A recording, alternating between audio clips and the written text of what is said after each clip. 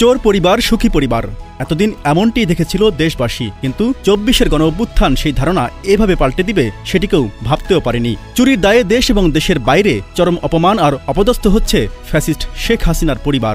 দুর্নীতি, অর্থ আত্মসাৎ এবং ফ্লাড কেলেঙ্কারির দায়ে ব্রিটেনে মন্ত্রিত্ব হারিয়েছেন হাসিনার ছোট বোন শেখ রেহানার বড় মেয়ে টিউলিপ সিদ্দিক। তিনি দেশটির সরকারের একজন গুরুত্বপূর্ণ মন্ত্রী ছিলেন। যুক্তরাষ্ট্রভিত্তিক সংবাদ মাধ্যম ব্লুমবার্গ জানিয়েছে, বাংলাদেশে হাসিনার শাসনামলে সম্পদ গড়ার সঙ্গে ঘনিষ্ঠভাবে যুক্ত ছিলেন টিউলিপ। ব্লুমবার্গ বলছে, গত বছর নির্বাচনে ভূমিধস জয় পাওয়ার পর থেকে ক্রমাগতভাবে জনপ্রিয়তা হারাচ্ছেন ব্রিটেনের প্রধানমন্ত্রী কিয়ের স্টারমার ও তার দল। এই অবস্থায় টিউলিপ বিতর্ক তার দলকে আরও বিপদের মুখে ফেলবে। এদিকে সাগর সম দুর্নীতির পর জনতার ধাওয়া খেয়ে আগস্টে হাসিনার পালিয়ে যাওয়ার পর থেকেই চরম বিপাকে রয়েছে শেখ পরিবারটি।